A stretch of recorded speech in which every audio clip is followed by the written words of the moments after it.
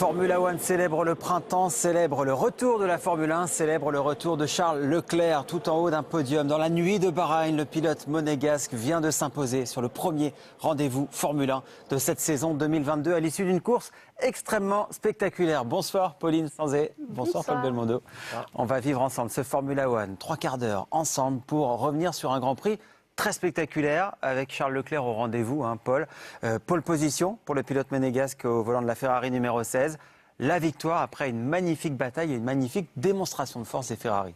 Oui, les Ferrari ont été très très fortes, mais surtout Charles Leclerc, il a tout réussi. Il a réussi son départ, il a réussi à résister aux assauts de Verstappen, il a réussi ses pit stops et réussi le restart de la course avec le safety car. C'est vraiment une très très belle victoire de sa part. Alors on est en clair sur Canal. Pour les personnes qui n'auraient pas vu le Grand Prix, Pauline, le classement du Grand Prix qui est aussi celui du championnat. Oui, c'est le premier classement, c'est le plus simple, évidemment, puisque c'est le même effectivement que ce classement du Grand Prix, ce premier classement du championnat des pilotes, avec donc Charles Leclerc en tête, 26 points marqués aujourd'hui par Charles Leclerc devant son coéquipier Carlos Sainz. Vous le voyez, Esteban Ocon qui marque 6 points aujourd'hui, 7e de ce Grand Prix. Et puis à noter aussi les premiers points dans cette première partie de tableau du rookie Guan Yu Zhou, la deuxième partie du classement avec les McLaren, notamment en grande difficulté, Grand Prix cauchemar. Et les 3 dernières lignes de ce classement sont révélatrices. Elles sont occupées par Sergio Pérez, Max Verstappen et Pierre Gasly.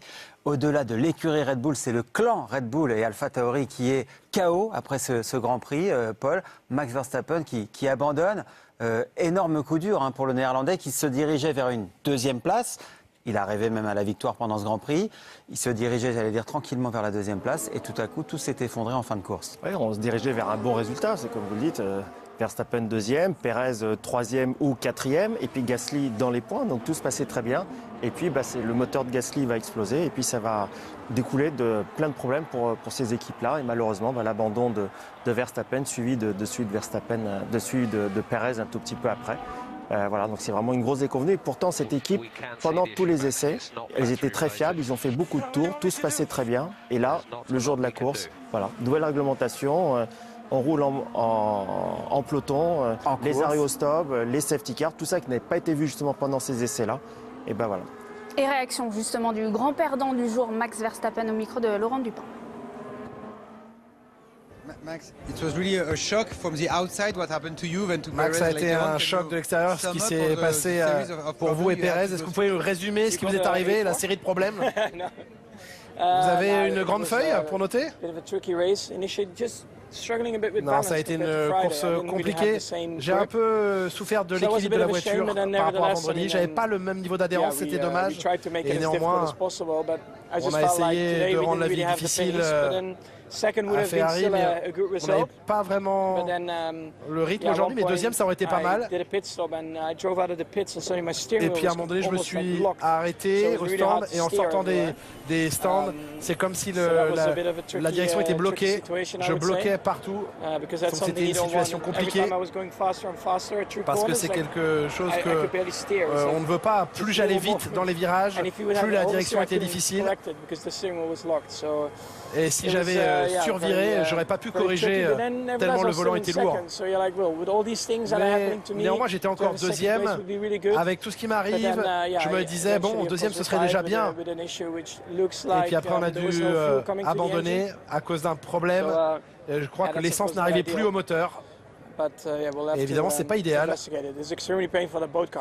Mais il faut qu'on enquête sur ce qui s'est passé. Ça a causé l'abandon de nos 2 voitures au final. Donc, beaucoup de choses à apprendre. C'est une nouvelle génération de voitures sont faites pour se battre. On a vu une très belle bataille entre vous et Charles pendant 3 tours. Oui, c'était vraiment génial. J'avais une vitesse de pointe très impressionnante. Pour se suivre dans les virages 1, 2 et 3, c'était un petit peu difficile, donc j'ai essayé d'attaquer avant le premier virage et puis Charles répondait au virage 4. Mais j'avais pas vraiment le rythme pour pouvoir suivre Charles, mes freins surchauffaient. Et il a fallu que je fasse du lift-off, lever le pied un petit peu. Mais c'était une belle bataille avant nos problèmes.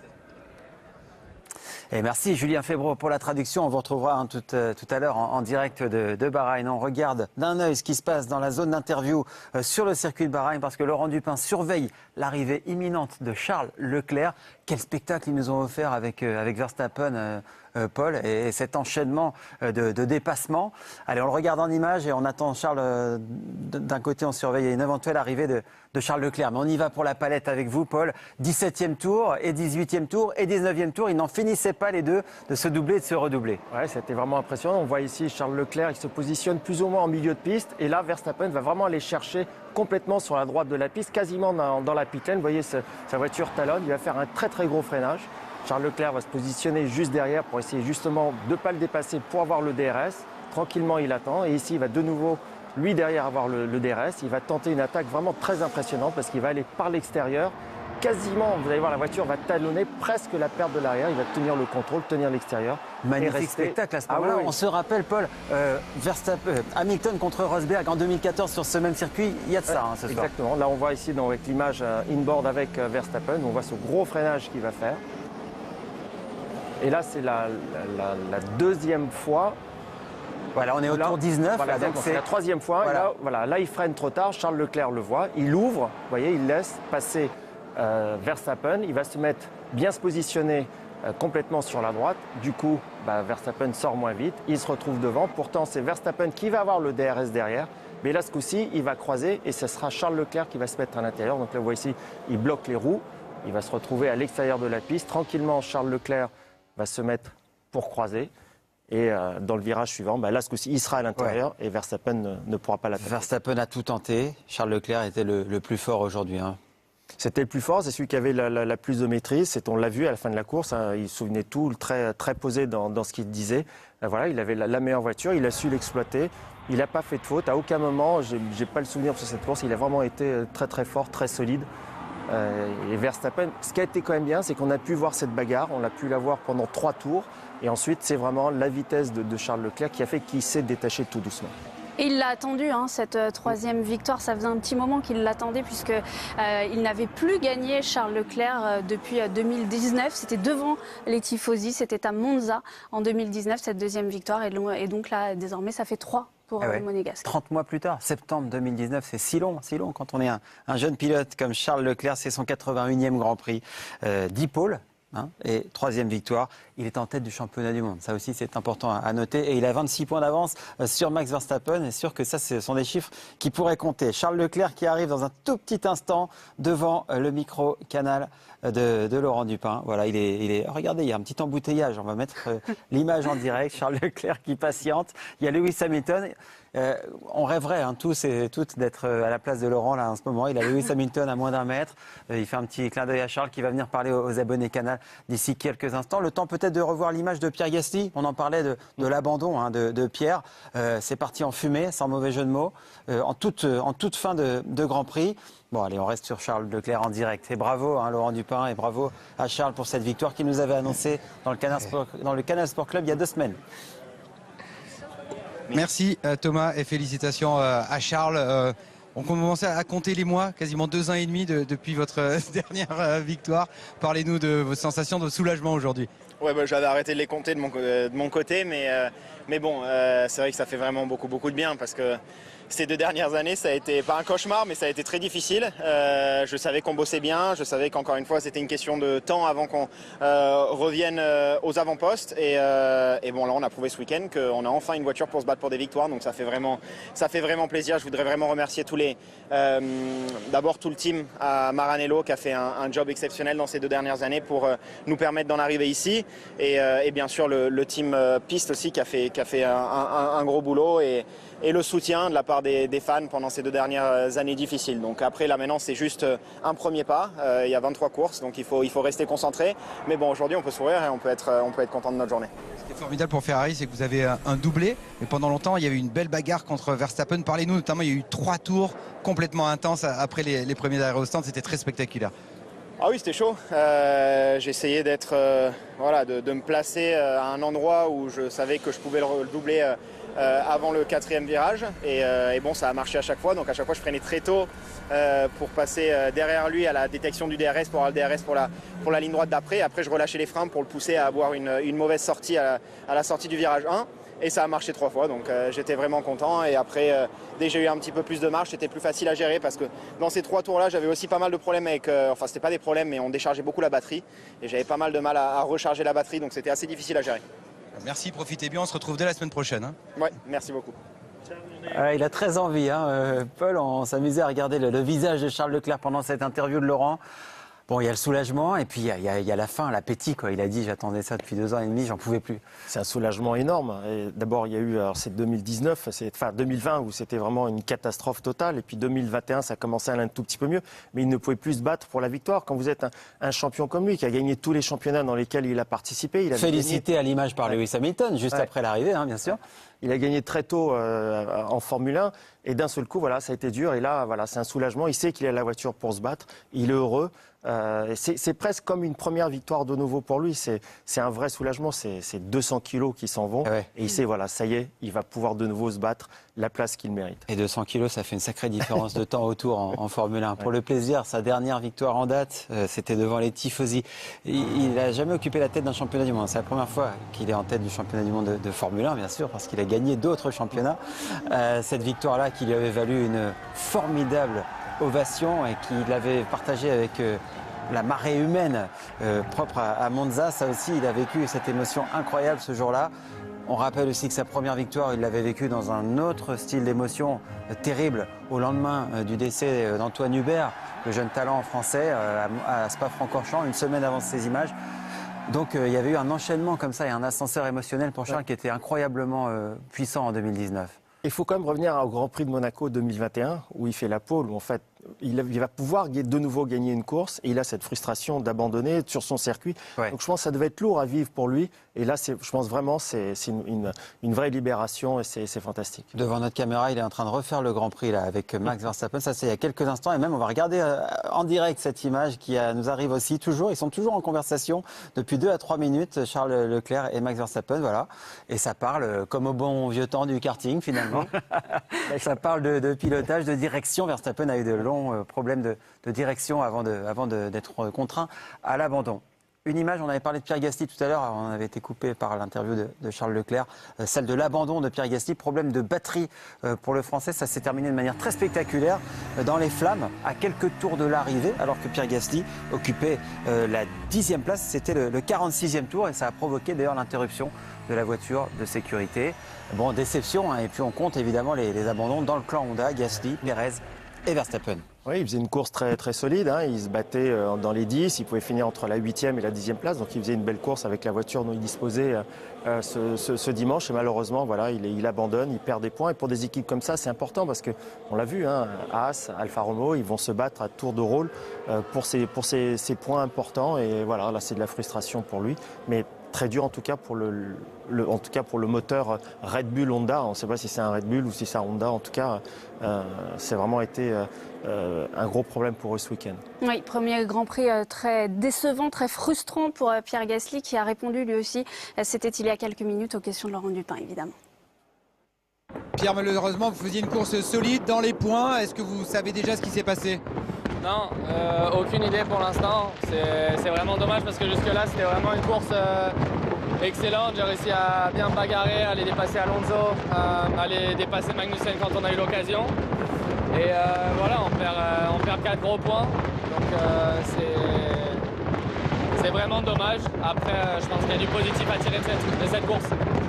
Ouais, les 3 voitures qui abandonnent, c'est des moteurs Honda, Verstappen, Perez et vous. Je ne sais pas si tout est lié. Je ne sais pas non plus, mais ce qui est sûr, c'est qu'il va falloir analyser. Là, je pense qu'on a déjà perdu un moteur, sûrement la boîte aussi, donc c'est pas la meilleure manière de commencer l'année. Après, je pense qu'en termes de perfo, c'était vraiment mieux que ce qu'on pensait. Je pense pas pouvoir aller chercher Magnussen, mais dans tous les cas, j'arrivais à creuser l'écart sur les Alpines. Et voilà, le départ s'est bien passé, toute la course s'est vraiment super bien passée. Donc on va essayer de tirer le positif de ce week-end et de recommencer le week-end prochain en Saoudi. Vous vous êtes peut-être demandé ce que c'était le bruit derrière Pierre Gasly. L'interview, c'était pendant le feu d'artifice, évidemment. Interview feu d'artifice, voilà. C'est ça. Les pilotes qui ont abandonné, malheureusement, ils viennent avant les pilotes qui ont terminé la course en zone d'interview. Donc c'était au moment où la ligne était franchie par le vainqueur de ce Grand Prix, Charles Leclerc. On parle un instant de Carlos Sainz, parce que lui, c'est un maillon important dans la chaîne Ferrari et il est en position intéressante aujourd'hui, 2e à l'arrivée. Il était moins rapide que Charles Leclerc, mais il a sauté sur l'opportunité de prendre la 2e place à Verstappen à la fin. Hein. Oui, tout à fait. Il a fait aussi une course très solide. Hein. C'est important pour le championnat constructeur pour Ferrari d'avoir deux voitures qui marquent des gros points. Il a toujours été au contact de Pérez. Il a toujours été très proche, 3e, 4e de cette grosse place. Et puis en fin de course, avec le restart, il a fait un bon restart. On a presque cru qu'il allait doubler tout de suite Verstappen. Et puis dès que Verstappen a eu son problème, il l'a doublé. Vous voyez, il parle probablement de tout ça avec Sergio Pérez en ce moment même avec la caméra de Frédéric Henel à Bahreïn, Paul. Oui, et voilà, donc c'est vraiment une belle réussite de la part de Carlos Sainz. Hein. Il ne fait pas de faute, il est là. Mais il a toujours été un pilote très solide en course. Hein. On écoute Sergio Pérez, malheureux dans ce Grand Prix également, alors qu'un podium peut-être se dessinait à lui. Oui, merci Sergio. What you just talk about with Carlos? You de quoi parliez-vous avec Carlos? Vous partagez déception, c'est un cauchemar pour vous? Oui, c'est extrêmement décevant pour notre équipe de ne pas être capable d'aller chercher le résil qu'on aurait pu obtenir aujourd'hui avec les deux voitures. C'est pas un départ idéal de saison, mais on va réagir en tant qu'équipe et on va essayer d'atteindre les résultats qu'on espérait. Pour être clair, ce n'est pas une erreur de pilotage. Vous avez un problème technique. Pour l'instant, on pense que c'est un problème moteur. Bien sûr, le podium était dans la poche, mais c'est dommage. Ouais, Sergio Pérez extrêmement déçu. Autant on a vu une pointe de sourire chez Verstappen et chez Pierre Gasly, autant Pérez là, qui a abandonné vraiment dans l'avant-dernier tour. C'est vrai que c'est cruel pour le pilote mexicain. Le classement des constructeurs, 0 pour Red Bull. Là, ça ne pouvait pas plus mal commencer pour l'équipe du champion du monde. Oui, 0 pour Red Bull et le plein de points évidemment pour Ferrari. 44 points pour Ferrari, 27 points pour Mercedes. Vous le voyez, As qui est à la 3e place de ce classement après ce premier Grand Prix. Et puis Alpine, l'écurie française qui marque 8 points après ce premier Grand Prix de la saison. On verra la note du Grand Prix dans un tout petit instant. Je crois que les abonnés ont aimé le spectacle proposé sur ce premier rendez-vous 2022, autant que nous. Hein. C'est vrai qu'on a eu un Grand Prix vraiment très débridé, des voitures de sécurité, des relances et beaucoup de surprises jusqu'à l'arrivée. On va revenir en arrière au moment du départ. C'est Hamilton qui ne partait pas très bien, seulement en 3e ligne, qui est un peu le gagnant d'un départ où il ne s'est pas passé énormément de choses, Paul. Mais quand même, ça a placé Hamilton sur orbite déjà. Ouais, c'est vrai, on s'attendait à plus, en tout cas à plus de bataille. Mais c'est Hamilton qui prend un bon départ. Par contre, vous voyez, il va être bloqué un tout petit peu derrière Sainz. Du coup, eh bien, il y a Pérez qui va essayer de le doubler. Là, il va l'emmener gentiment sur l'extérieur du vibreur. On voit avec la caméra embarquée. Regardez, il part bien. Hop. Et là, il est bloqué par Sainz. Il ne peut pas le doubler. Il y a Pérez qui arrive sur sa droite. Donc, il ne peut pas faire grand-chose. Par contre, là, il va être très intelligent. Il va l'emmener légèrement sur l'extérieur pour récupérer une place. Donc, il gagne quand même une place au départ. Et là, on voit Bottas, par contre, qui rate complètement son départ. Tout de suite, il perd des places. Il va reculer. Et il va encore reculer un peu plus sur la suite du virage. Là, vous voyez, il est dans le mauvais paquet, au milieu, à l'extérieur. Il est 10e. Et voilà, donc départ complètement raté de la part de Bottas. Je ne vais pas être mauvaise langue, mais on l'a souvent vu, malheureusement, rater ses départs. Ouais. Alors, il est bien revenu. Par contre, après, il fait toujours des belles courses. Il a terminé 5e de ce Grand Prix. Valtteri Bottas, 6e, pardon. C'est Kevin Magnussen au volant de sa As qui a terminé 5e. À 3 places donc de son ancien coéquipier Lewis Hamilton. On a vu son départ à l'instant avec vous, Paul. On va l'écouter, Lewis Hamilton, justement, 3e donc de ce Grand Prix. Lewis, it's an unexpected podium, but c'est un podium inattendu, mais vous estimez que vous le méritez après le gros travail cette semaine? On n'a jamais abandonné nos espoirs. On n'était pas si mauvais en début de course, hein. Mais après, je me suis dit, oh là là, leurs performances sont tellement au-dessus des nôtres. C'est ce que je vous disais hier. J'ai essayé de me concentrer sur le fait d'aller chercher le plus de points possible. Mais on a vraiment souffert avec cette voiture. Heureux pour le résultat. Inquiet, effrayé par le travail qui reste à faire. Non, il faut le prendre comme un challenge. Je suis jamais inquiet de relever un challenge. J'espère qu'on pourra rapidement faire un progrès sur cette voiture. Et oui, à n'en pas douter, ça va être la clé, Paul, hein, maintenant, le développement de l'ensemble des voitures, mais de Mercedes en particulier, qui doit réagir, parce que certes, Hamilton termine sur le podium, mais il était à plus de 30 secondes au moment de la dernière voiture de sécurité, 30 secondes de la première place. Oui, ils étaient très loin. Alors comme il dit, c'est vrai qu'en début de course, il a tenu le rythme, mais très vite, ça s'est dégradé. Ça s'est encore plus dégradé avec les pneus durs. Donc c'est vrai qu'il va falloir que Mercedes réagisse, mais le gros positif pour eux, c'est qu'ils marquent quand même beaucoup de points ce week-end. C'est inespéré, 3e, 4e. Donc du coup, ils restent dans la compétition pour le championnat constructeur et pilote. Donc voilà, il va falloir qu'ils réagissent. J'ai peur que ça soit un tout petit peu juste quand même en 8 jours d'arriver à faire des progrès. Mais en tout cas, s'il va y avoir beaucoup de travail du côté de Mercedes, je ne suis pas trop inquiet. On les a souvent vus revenir aux avant-postes. Un petit point d'histoire avec la menace Ferrari. On le disait tout à l'heure, il l'a attendu longtemps, 30 mois. Charles Leclerc, Ferrari aussi, a attendu longtemps avant de revoir un doublé en tête d'un Grand Prix. Le dernier doublé pour Ferrari, c'était en 2019 à Singapour avec Sébastien Vettel et Charles Leclerc déjà. Ouais, Charles Leclerc avait été deuxième. C'était un Grand Prix mouvementé. Hein. La victoire, c'était destiné à Sébastien Vettel, mais ce n'était pas forcément du goût de Charles Leclerc. Il a beaucoup attendu. Ils ont beaucoup attendu au sein de l'écurie Ferrari. On va retrouver Laurent Dupin et Franck Montagny dans quelques secondes dans le paddock de Bahreïn pour débriefer ce Grand Prix. Laurent, vous venez de terminer l'ensemble des interviews. Je me tourne vers Franck peut-être directement avec la prestation de Lewis Hamilton avec une 3e place en trompe-l'œil un petit peu pour le septuple champion du monde, Franck. C'est assez incroyable qu'il finisse 3e et 4e. Ça fait beaucoup de points dans l'escarcelle alors qu'au départ, je vous rappelle qu'ils prenaient presque 7 dixièmes par tour. Donc 7 dixièmes, c'est juste énorme. Et malgré tout, ils arrivent à être là, encore une fois, présents. Ils n'ont pas la voiture, mais ils font avec. Et ça finit par des gros points. Je crois que c'est une grande force qu'il y a chez Mercedes à ce niveau-là. Ils se connaissent tous depuis des années. Ça, c'est très rare en Formule 1. Normalement, lorsque vous gagnez un championnat du monde, d'autres équipes essayent tout de suite de vous recruter les meilleurs ingénieurs, les meilleurs motoristes, etc. Chez Mercedes, c'est resté fixe. C'est les mêmes personnes qui sont au même poste depuis très longtemps. Donc il y a une vraie connaissance des humains qui sont à l'intérieur entre eux, et ça fonctionne très très bien. Tout le monde a confiance les uns envers les autres, et au final ça fait 3 et 4 alors que c'était juste impossible sur le papier. Et oui, la 3e place d'Hamilton est venue très tard. Il a fait que 5 tours dans ce Grand Prix en position de monter sur un podium. Laurent, pour compléter, un petit mot sur l'atmosphère. On a vu tout le monde finalement venir féliciter Charles Leclerc, Sergio Pérez discuter un peu avec lui. On a vu Daniel Ricciardo, Hamilton. Voilà, il y a une espèce de magie qui opère quand une Ferrari gagne. C'est exactement ce que je voulais souligner. Vraiment, tous les pilotes sont venus le féliciter. Alors, il faut aussi noter que Charles Leclerc est un pilote très sympa et qui a des bonnes relations avec tout le monde. Mais tout le monde aussi ressent qu'il a souffert ces 2 dernières années, qu'il n'avait pas une voiture à la hauteur de son talent. Et du coup, il retrouve les sommets. Ça lui fait plaisir. Ça fera plaisir aussi à son patron, Mattia Binotto, qui est juste derrière et qui a promis de nous rejoindre au micro-canal d'ici quelques instants.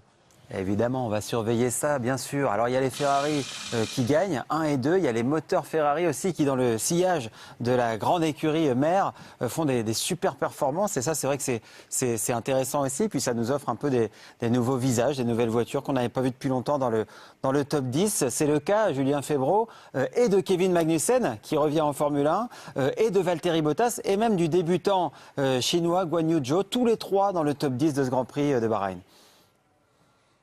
Rendez-vous compte la position de Kevin Magnussen à l'arrivée de ce Grand Prix, une équipe qui n'avait pas marqué de points l'an dernier, qui n'en avait marqué que 3 la saison précédente, et qui là, d'un coup d'un seul, en amasse 10. C'est vrai que ce moteur Ferrari a l'air de très bien fonctionner, de bien s'intégrer aussi dans la monoplace américaine. Alors évidemment, on parle déjà de liens peut-être trop étroits, trop intenses entre Haas, qui est maintenant basé à Maranello, les employés de Ferrari qui ne pouvaient pas rester au sein de la Scuderia pour des raisons de limitation de budget se sont retrouvés alloués au programme Haas. Et donc il y a forcément, avec la soufflerie, avec tout ça, énormément de liens. Une Ferrari qui marche bien, en ce moment c'est aussi une Haas qui marche bien. Est-ce qu'il faut y voir trop de corrélation, trop de rapprochement? Certains le pensent dans le paddock. En tout cas, cette voiture semble bien née et va laisser entrevoir de belles choses. Schumacher signe aujourd'hui son meilleur résultat en Formule 1, même s'il n'est pas dans les points. C'est son meilleur résultat à l'arrivée. Et ouais, c'est vrai, en effet, Schumacher, 11e de ce Grand Prix. Magnussen, c'est la belle histoire. Bottas aussi d'ailleurs, hein, qui quitte Mercedes et qui fait un très beau résultat. Mais Kevin Magnussen, qui était sorti vraiment du giron de la Formule 1 et qui revient et qui est 5e. Bah c'est plus la deuxième fois pour lui, hein, parce qu'il avait vécu ça chez McLaren. Revenu chez Renault. Et puis là, il revient de nouveau. Il partait pour rouler aux États-Unis, en tout cas pour faire le championnat du monde d'endurance avec Peugeot. Il a la chance que Peugeot décide de commencer son championnat en septembre et non pas à Spa et faire les 24 heures du Mans. Il est libre. Et voilà, et il se retrouve dans cette AS, une équipe qu'il connaît très bien. Et ça prouve aussi qu'ils étaient quand même contents de son travail. Ils savaient quel pilote ils allaient récupérer. Et voilà, il les a récompensés avec ce superbe résultat. On va écouter Mattia Binotto. Regardez, il arrive en direct au micro. Chose promise, chose due. Un patron heureux avec vous, Laurent. Ça ne pouvait pas mieux démarrer pour lui. Absolument. Alors on ne voit pas votre sourire sous votre masque, mais on imagine qu'il y a beaucoup de joie, beaucoup de soulagement. Ça y est, vous ne pouvez plus vous cacher, hein. Vous avez vraiment une voiture gagnante cette année. Quelle est votre réaction aujourd'hui ? On a une voiture gagnante aujourd'hui, tout d'abord. Je crois que chaque course peut être différente. Donc c'est un bon point de départ. On est très content. Je suis très content pour le résultat. Pour un doublé, pour Charles, il a fait une super course. Je crois qu'il a défendu sa position. Il fallait le faire avec Max d'une façon incroyable. Carlos a souffert un peu plus, mais il était là pour enfin s'accrocher et faire une deuxième position finalement. Donc un peu de chance, oui. Mais je crois que la voiture s'est bien comportée. Les pilotes, les mécanos, des bons pit-stops. Donc il y a tout l'ensemble qui a marché. Et ça, c'est bien. Mais on n'oublie pas que les autres sont très forts. Et dans une semaine, il y aura une nouvelle course. Donc de notre côté, on reste concentré. Je crois que c'est la meilleure chose qu'on puisse faire. Vous avez parlé de la voiture, des mécanos, des pilotes, mais pas du moteur. Et pourtant, quand on voit qu'il y a 4 moteurs Ferrari dans les 6 premiers, on se dit que ce gros propulseur est vraiment très puissant. Vous pouvez nous donner quelques secrets le concernant ? Déjà, d'abord, quand je parle de la voiture, pour moi, c'est l'ensemble. Donc le moteur fait partie de la voiture, je ne fais pas la différence. Je suis content pour toute l'équipe, donc également pour le moteur, il n'y a pas de doute. Le fait qu'il y ait enfin combien 4 moteurs dans les 6 premières positions, je n'avais pas regardé, c'est vrai. C'est bien. Je crois que le moteur, on avait un désavantage là-dessus les années passées. Et je crois que cette année, on a fait un bon travail pour essayer de s'accrocher, d'être au niveau des autres. Et je crois que finalement, on est au niveau des autres. Beaucoup de soulagement, on a vu aussi chez Charles Leclerc. Ça a été compliqué pendant 2 ans, lui, de le garder motivé, de le garder mobilisé. Non, très content pour lui, mais pour toute l'équipe, parce que la même difficulté qu'on a eue avec lui, enfin, c'est pour toute l'équipe, chaque ingénieur, chaque technicien, chaque mécano. Mais je crois qu'on est restés tous très unis. On avait l'ambition, on avait l'envie de bien faire. Et quand on a des difficultés, que tu fais un pas en arrière, et si tu restes uni, c'est la meilleure façon pour ensuite essayer de s'améliorer, faire, je crois, ce qu'on est en train de faire. Merci et félicitations, Mathias. Merci. Ouais, il a le sourire évidemment, hein. Le patron de Ferrari, alors là c'est le carton plein, 44 points, 0 pour Red Bull, on rappelle, ça ne pouvait pas mieux démarrer. Les promesses de l'hiver sont tenues au printemps. Oui, tout à fait. C'est vrai que pendant les essais, ça marchait bien. Et on verra. Vous savez, un championnat, ça se gagne toujours dans les premières courses. Même, je crois que vous disiez que la stat du vainqueur de Bahreïn n'est pas forcément le champion du monde à la fin de l'année. Mais quoi qu'il arrive, les points que vous prenez, les gros points que vous prenez en début d'année sont très importants à la fin de l'année. Et là, Ferrari, voilà, ils ont fait vraiment, ils le savent, un gros pas. Et psychologiquement, en termes de confiance et d'être assuré. Mais aussi, ces points ne sont plus à aller chercher. Donc, c'est vraiment très important. On a parlé hors antenne de cette statistique. Elle est amusante, pas plus amusante. Depuis 2017, le vainqueur du Grand Prix d'ouverture a systématiquement terminé deuxième du championnat de F1 à la fin de la saison. On revient sur une histoire sympa de ce Grand Prix. L'une des belles surprises, on parlait tout à l'heure de Kevin Magnussen, c'est Valtteri Bottas aussi avec sa nouvelle écurie qui marque ses premiers points. Déjà dès ce premier Grand Prix, qui marque 8 des 9 points et il a répondu à Laurent Dupin. Valtteri, it's a really great start, but the start of the race was not so great for you. You lost a lot of position. Can you tell us about the up and downs you have been through this afternoon? Yeah, the race started in pretty bad way. Parlez-nous des émotions, haut et bas que vous avez vécues aujourd'hui. Oui, j'ai eu un mauvais départ et ça a créé beaucoup de patinage au départ. Donc ça m'a pas donné de la confiance pour le départ. Après, j'ai essayé de remonter autant que je pouvais. Le rythme de la voiture était bon, il était là. On a déployé une belle stratégie et ça nous a permis de remonter dans les points. En une seule course, vous avez presque marqué autant de points que l'année dernière sur toute la saison. À quel point ça vous rend optimiste ? Bien sûr, c'est un très bon début pour l'équipe d'être capable de mettre les deux voitures dans le top 10. C'est vraiment bien de pouvoir prendre des points de cette manière-là. On doit rester concentré là-dessus. Évidemment, on aime bien rebondir quand on est écarté comme ça d'une écurie de pointe. Il a passé 5 années chez Mercedes, 5 années belles mais aussi parfois difficiles. Il a gagné et là il devient leader d'une écurie. Changement total de statut pour ce garçon, Valtteri Bottas. On s'intéresse à la course, j'allais dire des bleus, mais non, des roses de chez Alpine. L'écurie française porte les couleurs roses de manière événementielle. Dans 2 ou 3 Grands Prix, on reviendra à des couleurs plus habituelles et plus bleues. Les 2 voitures dans les points. Tiens, puisqu'on est dans le bleu, on va faire un détour par le paddock avec Christian Horner et Laurent Dupin. C'est important aussi et c'est en direct. Laurent. Oui, absolument. L'a intercepté. Pour être honnête, il n'a pas l'air d'avoir beaucoup envie de parler avec la mauvaise journée. Tell us about this bad day. Parlez-nous de cette mauvaise journée en quelques minutes. Vous avez tellement perdu. Vous avez déjà une explication? Non, il faut qu'on récupère les voitures. Il y a eu des symptômes qui semblaient similaires sur les 2 voitures. Donc bien sûr, il se pourrait que ce soit un défaut identique sur les 2 voitures, mais c'était impossible à prédire. Il y a des moyens un moyen d'être positif sur cette journée? Oui, bien sûr, le négatif, c'est de n'avoir marqué aucun point. Mais le positif, c'est qu'on était dans la bataille avec les Ferrari, on s'est qualifié en première ligne. On a une bonne voiture. Ferrari a été un peu plus rapide que nous aujourd'hui. Mais considérant les efforts qu'on a dû faire l'année dernière pour gagner le championnat et le retard que l'on a pris sur la voiture de cette année, on a vraiment tout donné pour rattraper notre retard. Et on va de toute façon prendre le dessus sur tout ce qui s'est passé. Ah, super, évidemment, de la déception. Quand je dis super, c'est d'avoir la réaction de Christian Horner, bien sûr. Et ce sont des vrais racers aussi chez Red Bull. Et comme chez Mercedes, ils vont tenter de revenir et de ne pas laisser partir trop loin les Ferrari. Solide course de l'équipe française Alpine. 2 voitures dans les points. Solide comme les résultats d'ensemble depuis la fin de saison dernière. C'est la 4e fois sur les 5 derniers Grands Prix que les 2 voitures françaises se placent dans les points avec Esteban Ocon 7e et Fernando Alonso 9e, Paul. Oui, c'est une course très solide de Ocon, parce qu'il était un tout petit peu en retrait avec justement le fait qu'il n'avait pas les bonnes pièces pour la qualif. Mais là, en course, ça a bien marché. On l'a vu très agressif, remonté. Malgré sa pénalité de 5 secondes, il fait un très beau résultat pour Alpine. Et puis, bon, Alonso, toujours très solide. Donc, c'est bien, mais il ne faudra pas qu'il se contente que de finir. Il va falloir qu'il remonte un tout petit peu plus. On est en tout début de course, Paul, vous le mentionniez. 7 contacts Ocon-Schumacher, qui sont très potes par ailleurs dans la vie, vaut à Esteban Ocon une pénalité de 5 secondes, qu'il a donc observé à son premier arrêt au stand. Schumacher a pu repartir, a terminé 11e.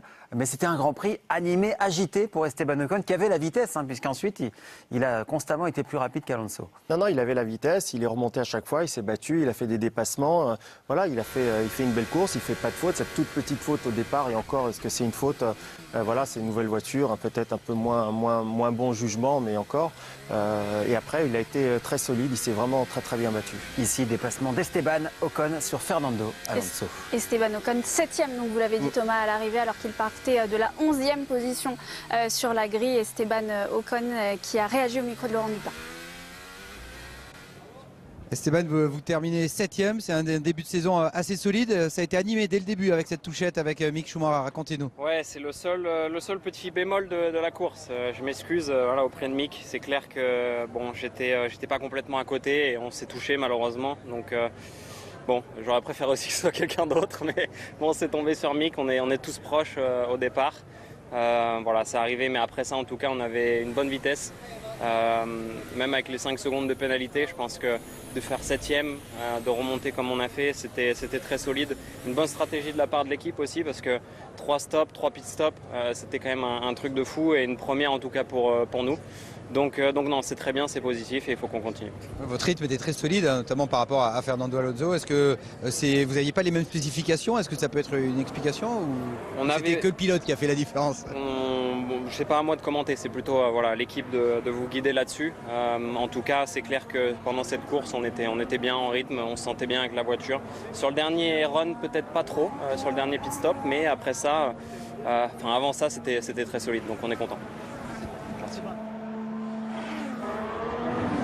La note, vous en avez parlé tout à l'heure Thomas, la note de ce Grand Prix, elle est bonne, 14,9. On part sur de très bonnes bases. L'année dernière, la note moyenne c'était 14,1 et c'était une saison complètement folle. Paul, vous avez voté, vous avez mis combien? Vous avez vu voter sur MyCanal tout à l'heure? J'ai mis 16. Moi. 16, ouais. C'est ça. Vous avez tiré la moyenne un petit peu vers le haut. Bien, on conclut ce Formula One. Dans quelques instants, ce sera retour sur le Grand Prix moto qui méritait lui aussi une note exceptionnelle ce matin. Mais d'abord, Franck Montagny, je reviens vers vous en direct dans le paddock de Bahreïn. Est-ce que Charles Leclerc est maintenant l'homme à battre avec ses 26 points et ce début de championnat exceptionnel du Monégasque?